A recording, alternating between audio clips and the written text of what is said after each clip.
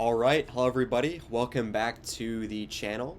I've taken the last couple of weeks to work on a zero trust project by turning my home lab that you guys are all familiar with now, turning that into a zero trust environment.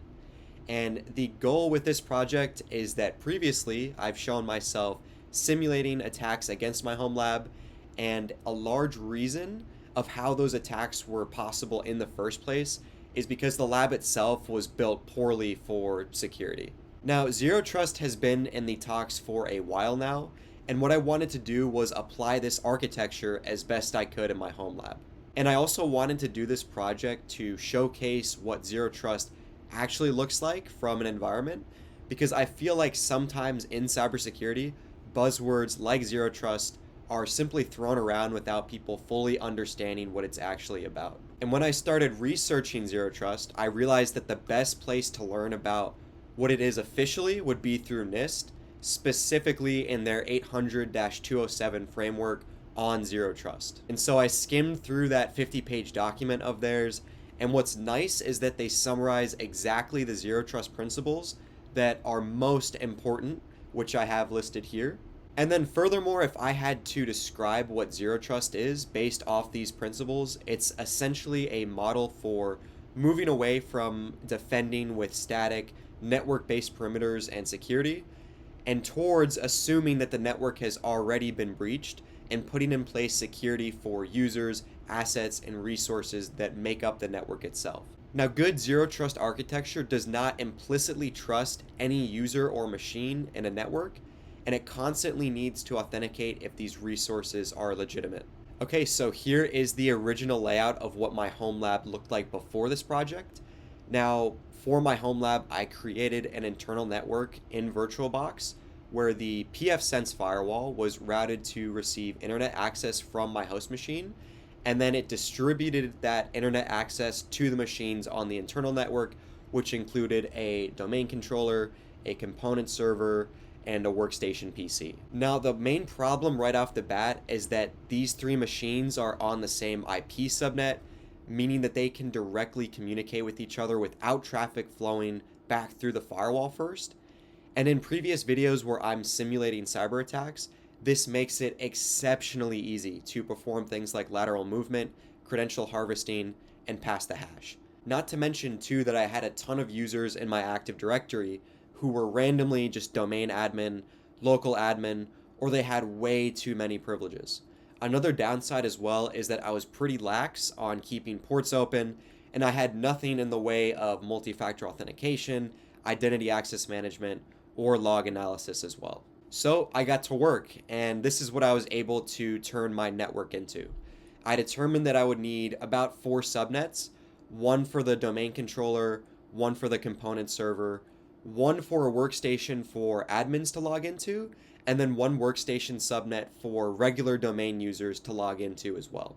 Each subnet was its own internal network in VirtualBox, and before any traffic could be sent between subnets, it would first flow through the pfSense firewall, where an implicit deny strategy was in place to deny all traffic by default, and then have allow rules on top of that for traffic that was deemed necessary to flow between subnets. And what's nice is that you can determine the exact traffic that should be allowed between certain subnets, allowing for very granular control and visibility over the network.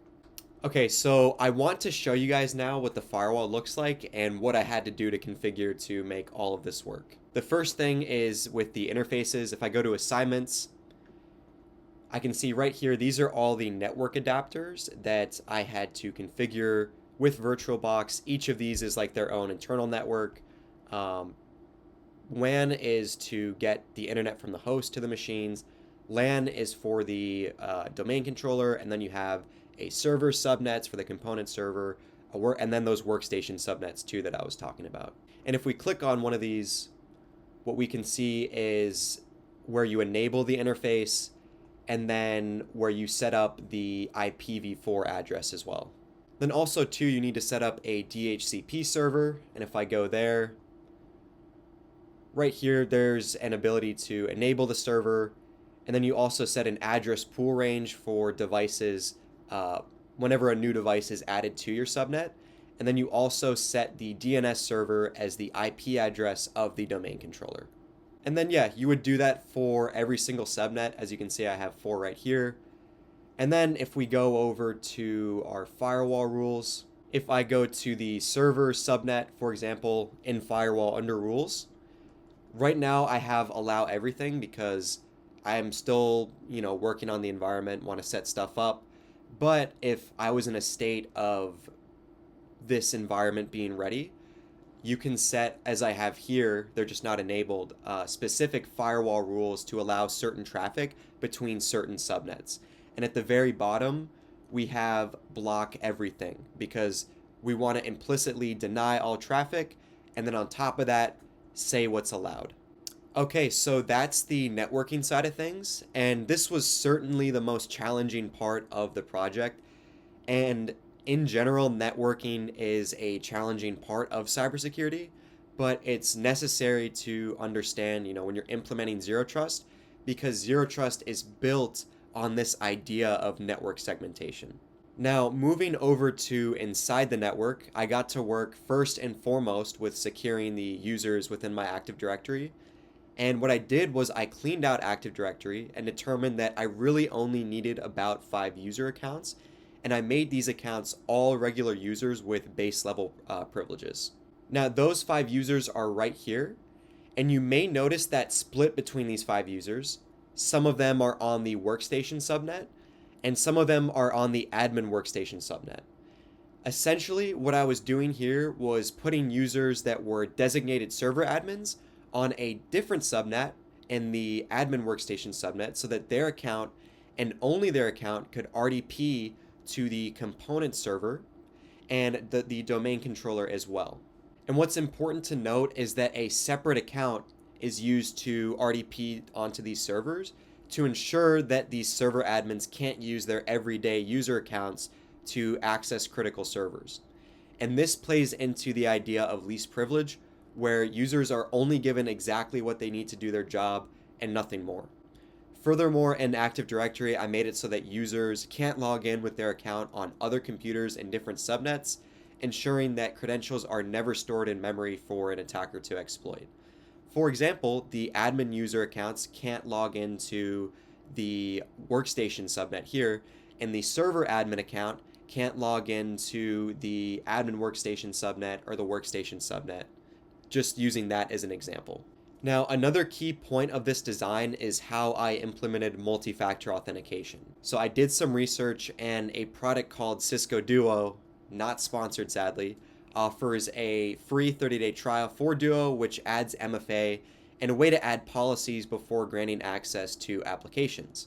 And so I got to work immediately implementing this into my home lab. And the way it works is that when a user on the workstation or admin workstation subnet go to log into their computer, they're asked to authenticate first using the Duo mobile app. And then, for example, if the user is an admin and they need to RDP to the component server, they RDP using the separate designated admin account and then get prompted again for multi-factor authentication. And then on the application side, if, for example, a regular user on the workstation subnet needs access to an application hosted on the component server, Duo acts again as an MFA point, but it also checks for the health of the device trying to access the application before granting access. And later I'll go into more detail about how I set up the policy in Duo for granting access based on device health and trust. But first of all, let me show you guys what this workflow looks like from the actual computers themselves. Okay, so I'm going to log on to a computer in the admin workstation subnet with my regular user account. And what's going to happen first is that Duo prompts for us to use multi-factor authentication. And what I have on my phone is the Duo mobile app, and essentially it'll give you this pop-up like this computer's trying to RDP, this user's trying to RDP, does this look okay? And you click approve, and then you log on to your computer. And since I'm the designated server admin to be able to get onto the component server, what I can do is load up remote desktop protocol, put in the computer name, use my separate server admin account, server admin 1, click connect, It, of course, is going to ask us for our password, so I'm going to enter that. Click OK. And then before RDP is initiated, it's going to give us that Duo pop-up again. And we can go back to our phone, click approve again, and we are on the component server with our designated admin account. Okay, so another way that Duo is used in this home lab is for securing applications. And right now I am on just the regular workstation subnet, and I'm logged in as a user who's one of our, let's just say he's a Splunk analyst. And so what he can do is, access Splunk in the browser. It's being hosted on the component, so it's hosted on the component server, and he can enter his credentials. I'm going to click enter. And it's going to check his device health. And once that's approved, it's going to ask again to go into Duo Mobile. And we can click approve on that. And just like that, we are in Splunk. Now, I also wanted to show what it would look like if a device was not compliant with what Duo has as the policy. So I'm going to log in again.